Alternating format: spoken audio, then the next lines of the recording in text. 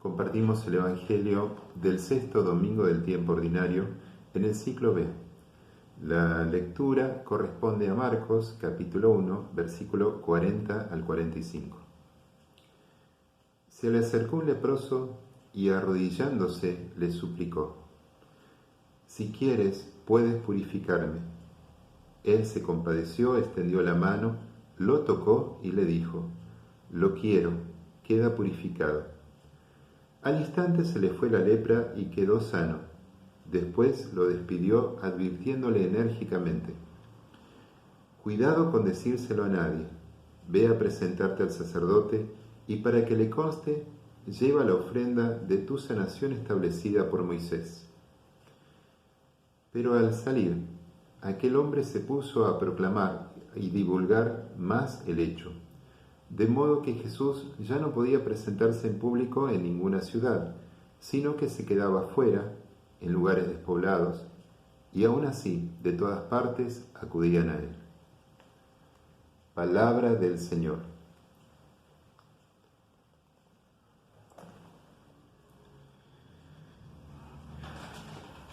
Los domingos precedentes escuchamos el inicio del ministerio mesiánico de Jesús. Jesús llama a los primeros discípulos, sana a un hombre poseído por un espíritu impuro en la sinagoga, luego en la puerta de la casa de Pedro sana a numerosos enfermos y endemoniados. Pero la sanación que nos presenta este domingo es como que requiere un apartado especial, porque es el primer signo inequívoco de la identidad verdadera de Jesús. En tiempos de Jesús, sanar a un leproso equivalía a resucitar un muerto. Y este prodigio solo Dios y el Mesías podían realizarlo. Los sacerdotes en el templo, según la ley de Moisés, tenían la misión de declarar que una persona era impura cuando descubrían que tenía lepra, y esto implicaba que se lo expulse de la familia, de la ciudad, de la comunidad. Tenía que refugiarse en lugares apartados, vestirse de un determinado modo. Cuando veía que una persona sana se acercaba a él, gritar impuro, impuro, para que la otra persona tenga tiempo de irse para otro lado. También tenían la misión de declarar puro a una persona si es que demostraba que se había sanado de su lepra, cosa que era casi imposible. Pero lo que jamás podía hacer un sacerdote del templo era purificar a una persona, es decir, sanar a una persona con lepra. Porque además en su mentalidad, la enfermedad de la lepra solo podía obedecer a una cosa: un castigo, maldición de Dios por los pecados del enfermo. La lepra, absolutamente incurable en tiempo de Jesús, sabemos que es muy contagiosa y se manifiesta por manchas en la piel, y en esas manchas no hay sensibilidad. En primer lugar pierde la sensibilidad y posteriormente termina corrompiéndose. Literalmente la persona se convierte en un muerto viviente. ¿Sí? Los maestros de Israel habían visto en esta enfermedad justamente una metáfora de los efectos del pecado sobre el ser humano. En primer lugar, el pecado genera un acostumbramiento y esto significa una pérdida de sensibilidad frente al mal, para terminar directamente corrompiendo la conciencia moral. Pero lo peor es que el pecado, el error moral, es altamente contagioso a nivel social. Por este motivo, el Deuteronomio ordenaba que la persona con lepra sea declarada impura, sea arrojado del lugar donde habitaba y que quede solo. De pronto te quedas sin familia, sin tus amigos, sin tu comunidad y sin Dios. ¿Sí? Porque te lo han dicho y vos lo has creído, que lo que a vos te pasa es consecuencia de tus pecados. Por lo tanto, no podés recurrir ni siquiera a la misericordia de Dios. Estás solo viviendo una enfermedad que te está corrompiendo en vida. Es muy difícil ponerse en la piel en una persona que sufre esta situación. El encuentro del leproso con Jesús debió suceder a las afueras de la ciudad, en algún lugar fuera de la ciudad, en algún camino, puesto que los leprosos no podían entrar a las ciudades, estaba prohibido. Y este hombre se juega el 100%. Miren, se acerca a Jesús y se arrodilla delante de él. Ya comete una enorme transgresión al acercarse a una persona sana, y esa transgresión era castigada directamente con la muerte. Él debía haber sido, según la ley de Moisés, apedreado en ese mismo momento. Pero esta persona está jugada, está sola. A diferencia de los enfermos y endemoniados que Jesús sanó en Cafarnaúm, esta persona está sola, ¿sí? Y no puede exigir misericordia. Lo único que le queda es pedir compasión. Si quieres, solo si tú quieres, puedes purificarlo. Fíjense que lo curioso es que no pide sanación, pide purificación. La sanación es física, es corporal, pero la purificación es espiritual. Lo que él está pidiendo en este momento es el perdón de sus pecados, la condonación de esta maldición y la libertad espiritual para poder volver a su comunidad. Y Jesús frente a esto se conmueve. Miren, esta conmoción tiene que ver con dos emociones encontradas.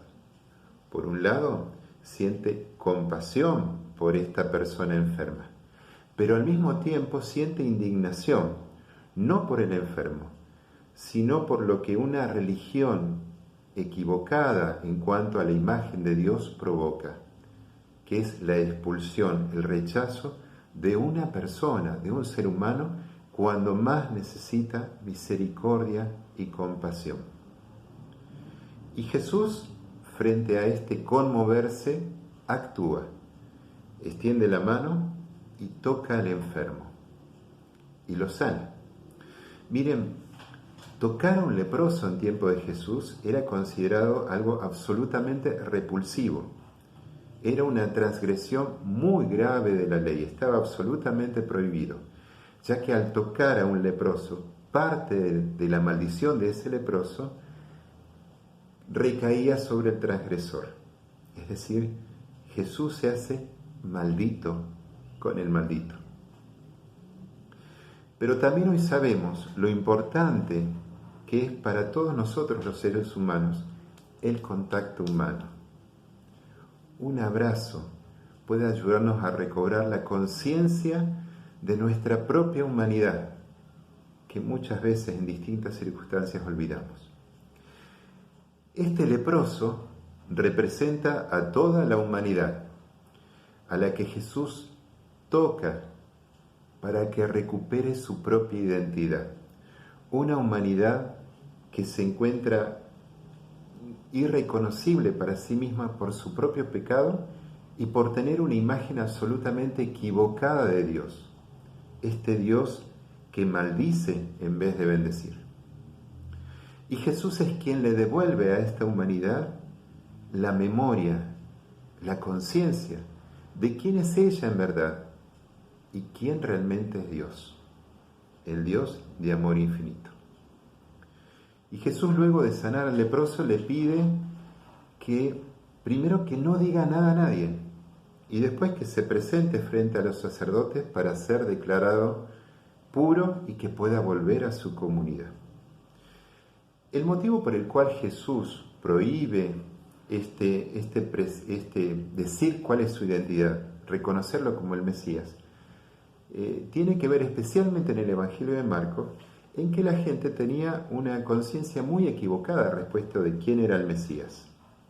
Es decir, para la mentalidad de la gente, el Mesías era un rey poderoso, un guerrero que viene a aplastar directamente a todos los enemigos políticos de Israel.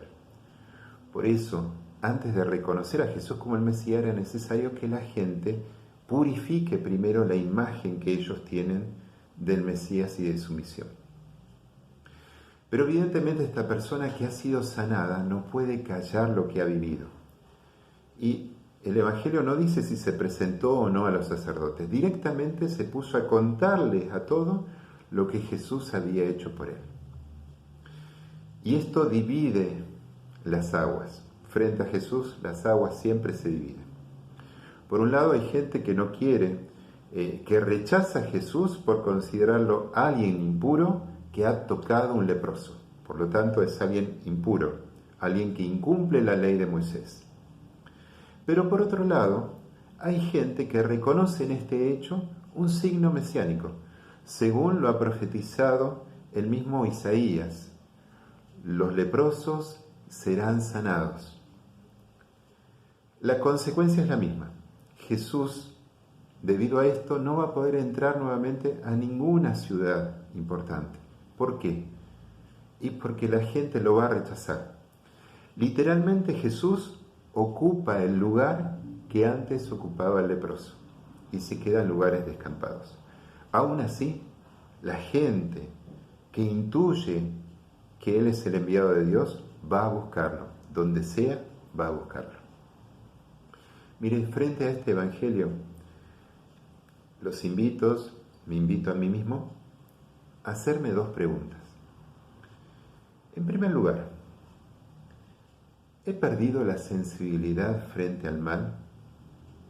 Es decir, ¿he naturalizado conductas, acciones que van contra nuestra propia conciencia? Cosas que a conciencia sé que están mal, lo he naturalizado en mi vida.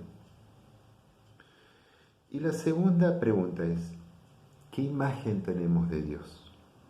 ¿Es un Dios que frente a mi propio pecado me hace sentir amado, comprendido, perdonado? Lo mismo respecto al pecado de mis hermanos.